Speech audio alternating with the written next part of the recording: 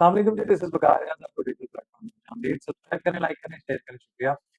گنڈاپور صاحب کی گرفتاری کا جو عمل ہے پتہ نہیں کب ہوگا، لیکن ان کے جو وارنٹ گرفتاری ہیں وہ جاری ہوئے ہیں۔ شراب اور اسلحہ برآمد کیس میں تھانہ جو بہارکوں ہے اس میں مقدمہ درج ہے آلریڈی، اور کئی بار ایسا ہوا ہے کہ وارنٹ گرفتاری جاری ہوتے ہیں اور جناب پھر کیا ہوتا ہے، گنڈاپور صاحب یہاں معافی مانگ لیتے ہیں یا پیش ہو جاتے ہیں، یا پھر جناب وہ کہتے ہیں جی آج حاضری سے مستثنیٰ قرار دیا جائے، پھر اگر جج بھی ہو جائیں دوبارہ پھر واپس ہو جاتے ہیں، پتہ نہیں یہ کیا چل رہا ہے۔ لیکن خیر یہ خبر ہے، یہ کہا یہ جائے گا کہ گنڈاپور صاحب گرفتار، لیکن گنڈاپور صاحب گرفتار نہیں ہوں گے، لیکن وارنٹ گرفتاری ضرور جاری ہیں کہ کان سے پکڑ کے عدالت کے روبرو پیش کیا جائے اور اس مقدمے میں جناب آگے جو ہے وہ پیش رفت ہو سکے۔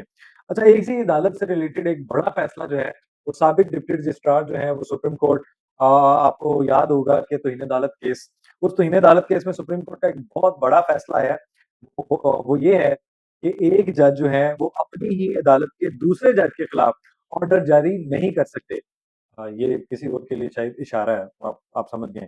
اچھا، توہین عدالت کیس میں سپریم کورٹ کا جو فیصلہ ہے اس میں یہ بھی ہے کہ آئینی بینچ کمیٹی کے ممبران کو نوٹس کو توہین عدالت کا نوٹس برقرار نہیں رہ سکتا۔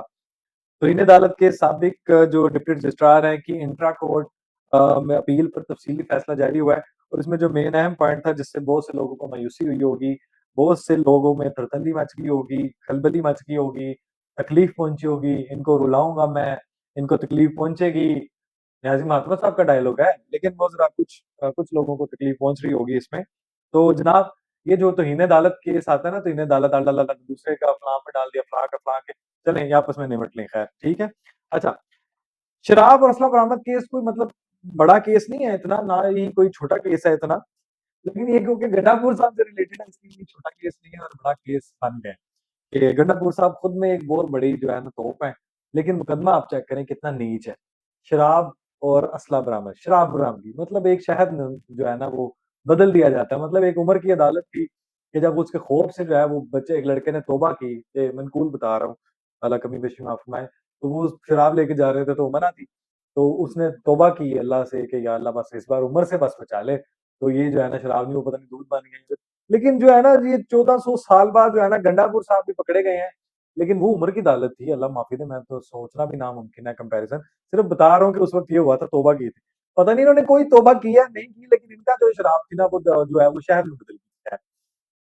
اچھا، جو آپ کے قطر کے جو ہے وہ دوحہ پہ جو حملہ ہوا تھا اسرائیل کا، اس کو جو ہے امیر قطر نے ریاستی دہشت گردی قرار دیا ہے۔ اچھا، یہ ریاستی دہشت گردی صرف آپ کو ایک ثالثی کی سزا دی گئی ہے، اور انہوں نے جو تصور فلسطین کی ریاست کا جو تصور ہے اس کو دفن کرنے کی کوشش کی ہے، امیر قطر کا کہنا ہے۔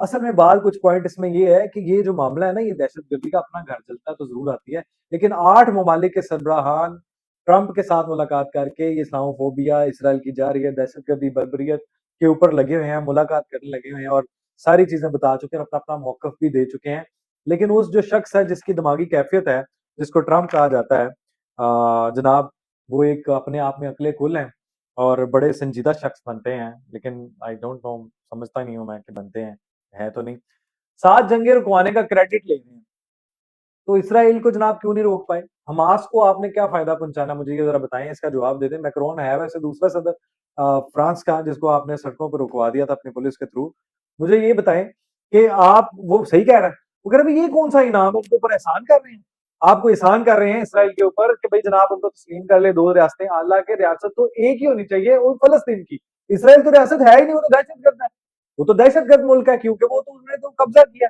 انہوں نے تو وہاں پہ اس کے اوپر قبضہ کیا ہے، لوگوں کو قتل و غارت کیا ہے، وہاں پہ بچوں کو بھوک سے بلکایا، اس کے اوپر بمبارڈمنٹ کی گئی ہے، پورے غزہ پہ جو ہے وہ تشدد کیا گیا ہے، عورتوں پہ تشدد کیا گیا ہے، بچوں کو مارا گیا، اسپتالوں کو، یونیورسٹیز کو ملیا میٹ کیا گیا ہے، وہ صفحہ ہستی سے مٹانے کی بات کر رہے ہیں۔ یہ بسانے والے کون تھے جناب جنہوں نے آپ تسلیم کیا؟ برطانیہ نے بسایا تھا ان کو، اور یہ فلسطینیوں نے اپنی چیزیں، جیسے کشمیر میں انہوں نے قبضے کے دمائے، اسی طرح فلسطین پہ اسرائیل کا قبضہ ہوا ہے، اس طرح ہوا ہے۔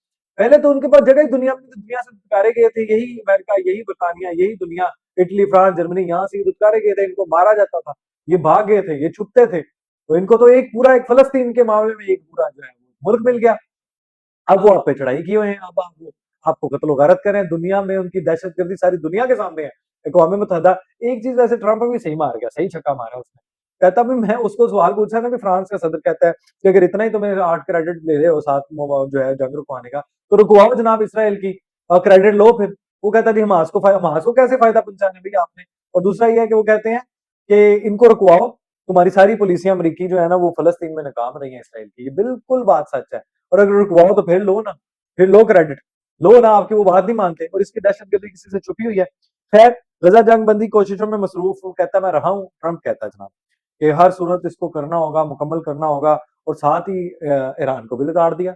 ये जो है ना ये तरीका होता है एक तीर से दो शिकार खेलना। और ये कहना जी कि जनाब ईरान का पूरा मलियामेट कर दिया है, तनसीबात को जनाब मलियामेट कर दिया है, वो इतने पाउंड के हमने बम गिराए हैं, अब वो खत्म हो गया तनसीबात, मुकम्मल तौर पर तबाह कर दिया है। हमास बार-बार अमन जो है ना मुनासिब कोशिशों को जो है ना वो सबोताज करने की कोशिश करता है और पेशकश को मुस्तरद करता रहता है। कौन-सी जनाब आपने कोई पेशकश की है ज़रा बताइएगा? हमास के हम जो है वो देखिए आपके वो चाइल्ड है रिपोर्टेडली मुबैना तौर पे एलिजेडली वो आप ही का चाइल्ड है, इज़राइल का चाइल्ड है पाला हुआ, अमेरिका का चाइल्ड है। तो जनाब ये कहते हैं जी मैंने बराह रास्त सारों को रोका है। अच्छा अक़वाम मुत्तहिदा को सही उतारा, मैं वो बता रहा था कि जनाब वो कहते हैं कि एक खत नहीं, एक कॉल नहीं मौसूल हुई मुझे जंग रुकवाने में। तो इनका क्या किरदार है कौन बता फिर है किस लिए?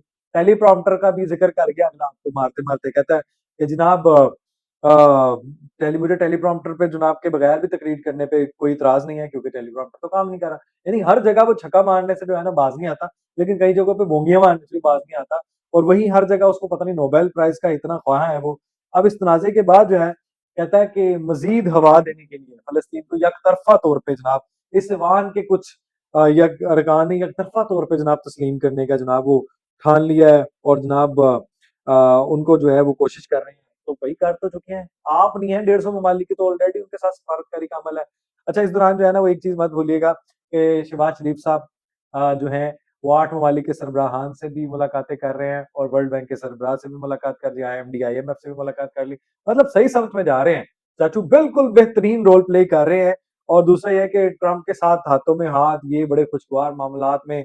और उसमें भी जनाब आपका पता है दो तरफ़ा ताल्लुकात, ये जो इतनी सारी टर्म्स एंड कंडीशन और आपके ऊपर थोपी जाती हैं, अमरीका जो ड्रीम बन जाता है सबका।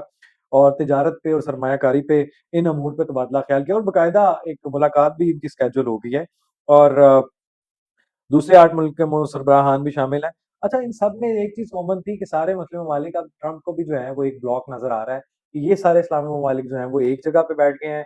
पाकिस्तान, सऊदी अरब का जो पैक्ट है वो भी कामयाबी से डन हो गया, वो सिक्योरिटी भी हो गई। अब एक मुल्क की जो सरबराही पाक आर्मी है, जो पाकिस्तान आर्मी है, ये भी अल्लाह ने एक बड़ा शर्फ बख्शा है। अब वो डिप्लॉय होगी वहाँ पे। तो अगर आपने उधर कोई उँगली की, तो वहाँ से बात है यमन की तरफ मैं इशारा कर रहा हूँ। यमन है, यमन का रहेगा आपको पता है सऊदी अरब का हमेशा कॉन्फ्लिक्ट रहा है। तो फिर यहाँ से कौन आएगा आपको पता है कि पाकिस्तान आर्मी आएगी। तो अगर यहाँ से हमला आता है तो फिर ईरान का सब्जेक्ट आप देख लें कि वो दोनों साथ इकट्ठे हैं।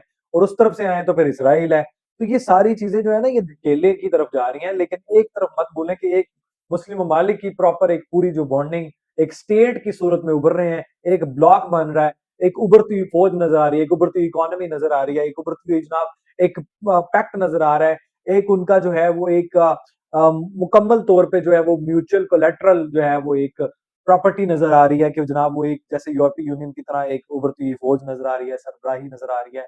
तो ये बड़ी अच्छी चीज़ है। लेकिन ये है कि जनाब मैक्रोन साहब ने जनाब जो कहा है ना इसराइल को आँख दिखाई, वो बड़ी अच्छी है। मैक्रोन को रोका ज़रूर गया था लेकिन एक छक्का ट्रंप के लिए भी मार गया है। और ये भी सवाल पूछ गया कि अगर इसराइल ने हम पे पाबंदियाँ लगाई तो जवाब देने को तैयार हैं। और दूसरी रही बात हम कत्लेआम पे खामोश नहीं रहेंगे। यार वो कत्लेआम पे खामोश नहीं है, तो ट्रंप साहब कैसे खामोश हैं? ट्रंप साहब को इतना जो नोबेल प्राइज़ का जनाब इतना जो चाह चढ़ा हुआ है, तो जनाब वो आप फिर वो अमन के ख्वाह के लिए आपको कोशिशें भी करनी पड़ती हैं। वो आपको वो अपना किरदार भी अदा करना पड़ता है।